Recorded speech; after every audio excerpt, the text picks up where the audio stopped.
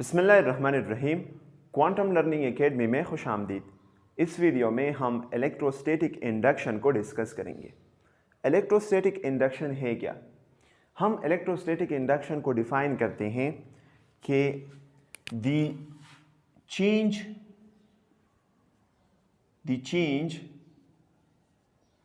in the distribution of charges in an object caused by the influence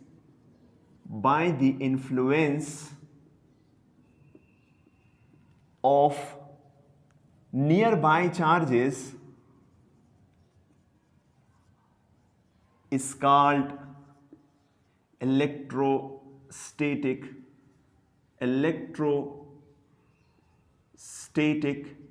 induction.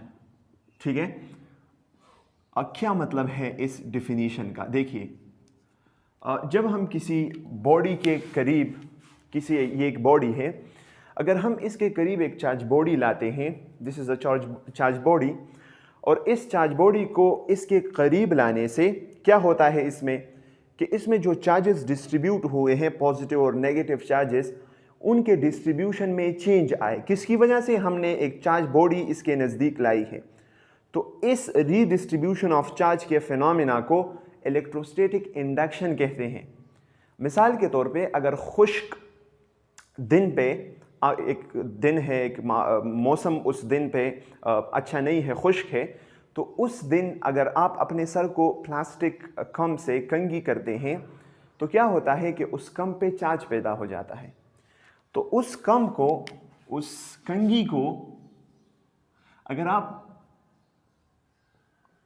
Paper pieces, कागज़ के टुकड़ों के नज़दीक लाते हैं तो ये कम उस कागज़ के टुकड़ों को अट्रैक्ट करती है। क्यों? ये इसलिए कि जब इस कम को हम जब कंघी करते हैं इस कम से, तो कंघी करने की वजह से इस पे खास चार्ज आ जाता है। लेट्स से मैं कहता हूं कि इस पे नेगेटिव चार्ज आ जाता है।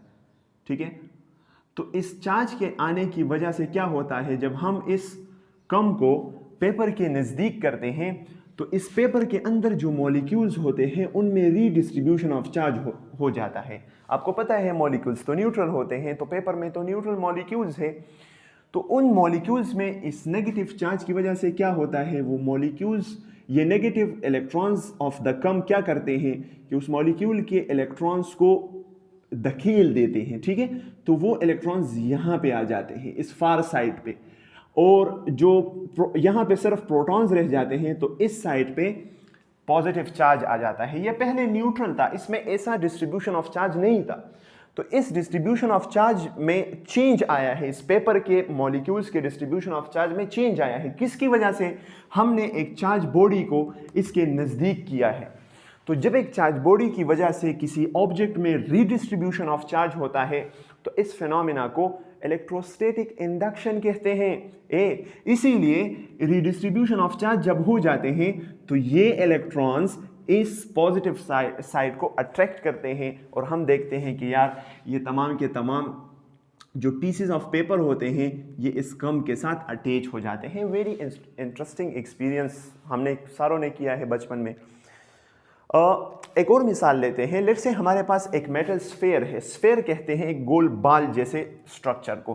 तो लेट्स से मेरे पास एक मेटल स्फेयर है, और इस मेटल स्फेयर को, ये कैसा स्फेयर है यार, चलो थोड़ा सा सही बना लेता हूँ, सॉरी फॉर दैट। और ये हमने एक इंसुलेटर से इसको सपोर्ट दिया हुआ है। ठीक है, so this is a wooden support. ये एक मेटल स्फेयर है, ठीक है, मेटल से बना हुआ है। अगर हम प्लास्टिक रोड को, आपको पता है पिछली वीडियोस में हमने पढ़ा था कि प्लास्टिक रोड को जब हम फर के साथ रब करते हैं तो उस पर नेगेटिव चार्ज आ जाता है। तो जब हम उस प्लास्टिक रोड को, उस चार्ज प्लास्टिक रोड को इसके नज़दीक लाते हैं तो इसमें तो नेगेटिव चार्ज है, और यहाँ पे क्या था कि जब ये प्लास्टिक रोड हमने नहीं लाया था इसके नज़दीक, तो इसमें ये पॉजिटिव और नेगेटिव चार्जेस इक्वली डिस्ट्रीब्यूट थे ऐसे।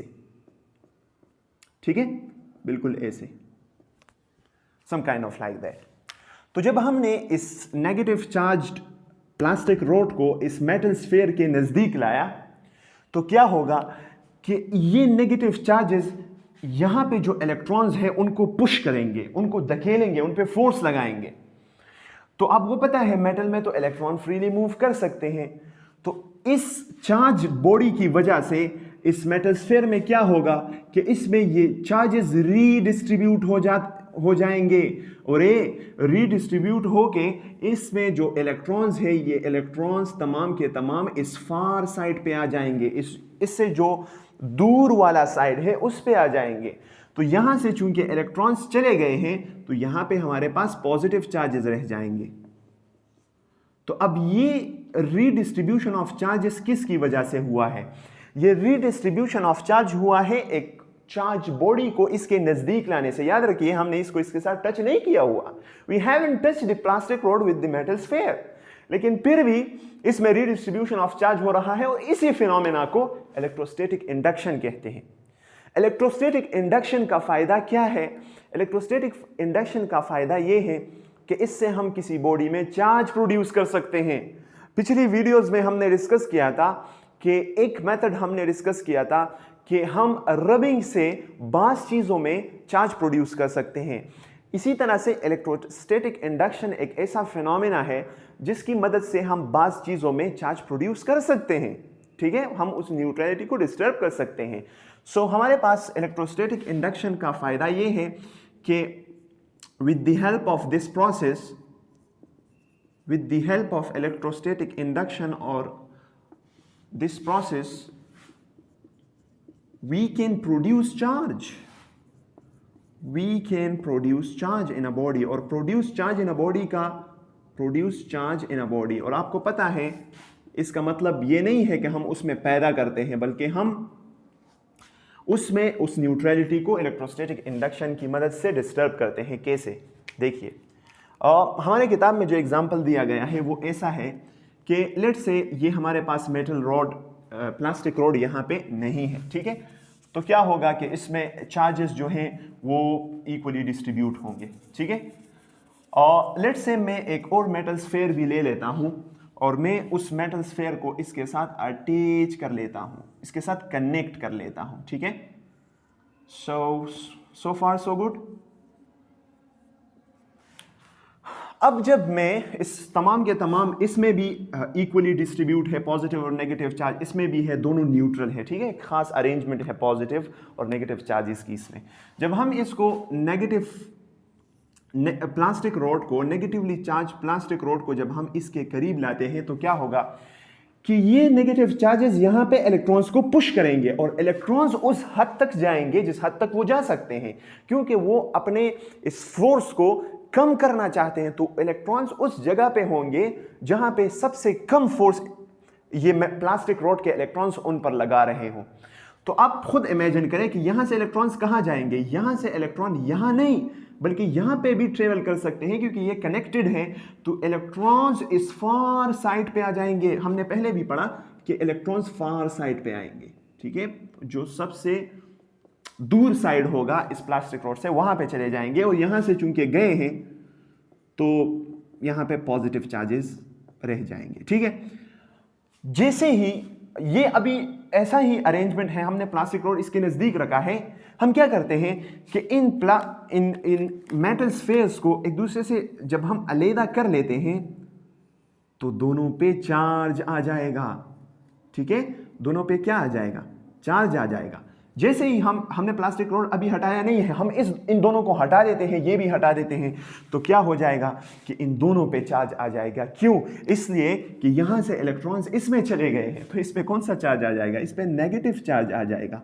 और यहां से इलेक्ट्रॉन्स चले गए हैं तो जहां पे इलेक्ट्रॉन्स की कमी होती है वहां पे पॉजिटिव चार्ज आ जाता है। तो क्या हो गया?